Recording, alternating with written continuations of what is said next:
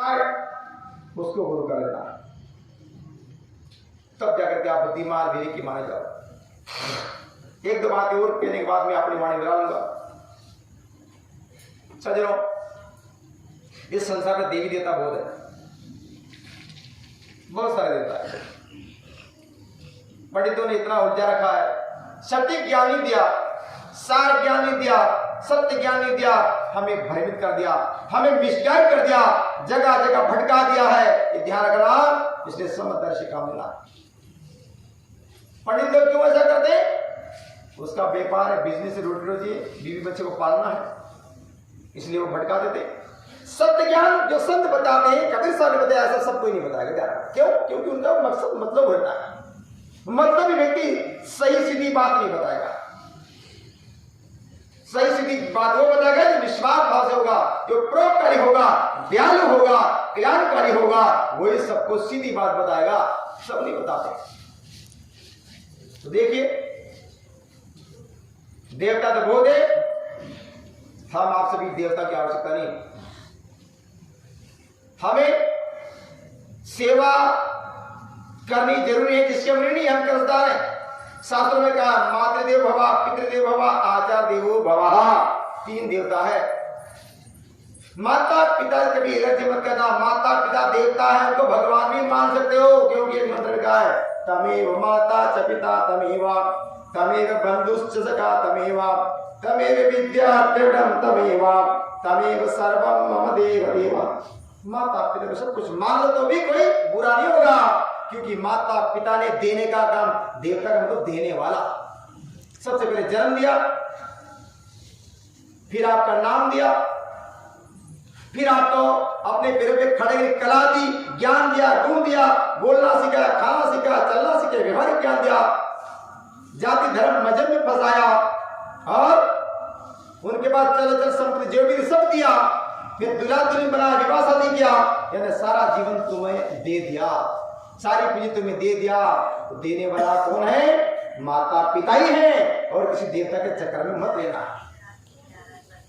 माँ बाप देवता, जिसके घर में माता पिता है, आप भाग्यशाली हो, उनकी सेवा करो, दर्शन करो, और कहीं मत भटकना। सभी देवता मानेगा, सभी भगवान मानेगा, दूसरा देवता जो भी है बनावटी हो सकता है, या और किसी के लिए हो सकता है।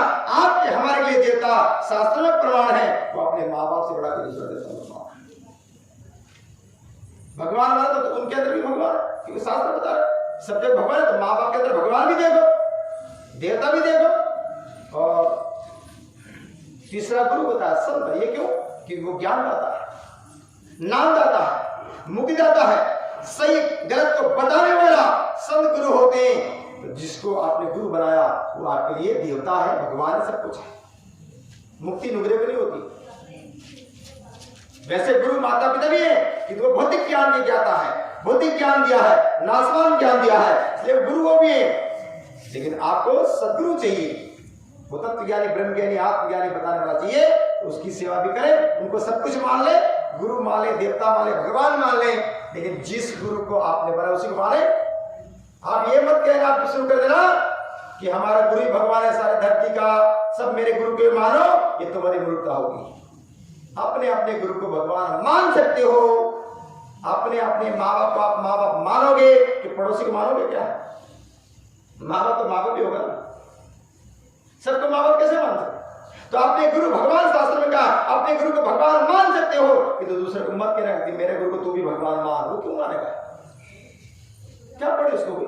तुमने गुरु की महिमा को जाना है, वो तुम जानो, दूसरा क्यों जाने? उसको क्यों थोपते हो जबरदस्ती?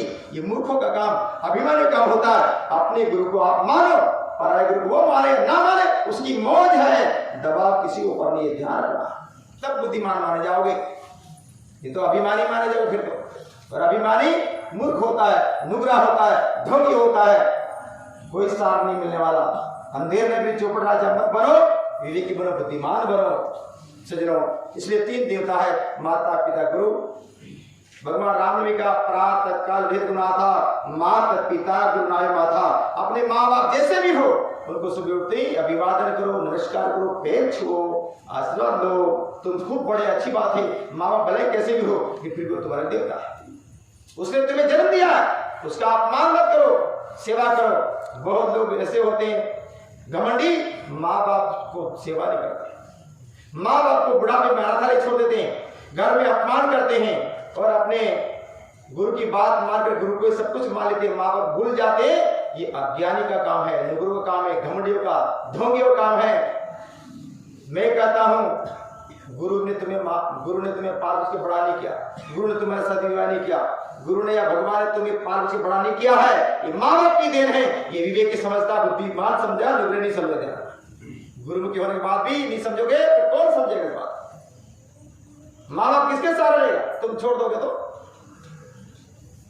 बहुत लोगों की ये भी सुना है कि माँ बाप मर गए, बेटा किसी गुरु का भगत बन गया, बोले मरने दो, मर गया तो हम क्या करें? ऐसे भी कहने वाले बहुत ढोंगी लोग होते, उसको क्या दोगे? अरे वो सीधे जानवर बन गया, माँ बाप को समझता ही नहीं, कहां से आ गया भाई? ये अज्ञानी लोगों की ज्ञात है, इसलिए अज्ञानी मत करना। भगवान उसके अंदर भी दिखेगा, ज्ञानी को तो सब जगह दिखेगा। इन सारी बातों को याद रखना, आबाद हो जाओगे। ये मानवता की पहचान है। दाना मत बनो, राशि मत बनो। कहने सुनने बहुत सारी बातें हैं, सारी बातें में एक समय 1 घंटा नहीं बता सकता। समय समय भी यदि कोई जिज्ञासा सुनना चाहते हैं, कोई बात छूट जाती है या किसी को बुरी लगी हो तो बाद में पूछ लेना। बिना पूछे हम नहीं बता पाएंगे और बिना पूछे तुम्हारी समस्या का समाधान नहीं होगा। तुम्हारे मन का खटका निकालना है, स्पेशल समय निकाल के पूछना। भगवान के बारे में, आत्मज्ञान के बारे में, माँ बाप के बारे में, तत्वज्ञानी ब्रह्मज्ञानी के बारे में, नाम के बारे में, जो भी है व्यक्तिगत पूछोगे तो मिलेगा। सारी बातें सबको नहीं बता सकते, कुछ मर्यादाएं होती हैं, कुछ नियम कानून कायदा होता है। सत्संग के माध्यम से समझा दिया है। सारा समझदार का इशारा काफी होता है। जो समझदार होता है वो खोजेगा, पूछेगा, समझेगा, आगे बढ़ेगा। अभिमानी व्यक्ति कुछ नहीं कर पाएगा, वो अपने आप को बड़ा मान लेगा, क्यों पूछेगा संतोष?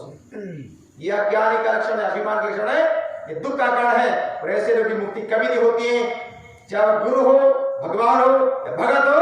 अभिमानी व्यक्ति अगर है तो कभी मुक्ति प्राप्त नहीं होगा। ये ध्यान रखना, अभिमान किसी का मत करना। कितना कहते हुए 1 घंटा मेरा समय पूरा हो रहा। दूसरी बात, मेरा गला थोड़ा काम नहीं कर रहा है, गले में कुछ एलर्जी है, जुकाम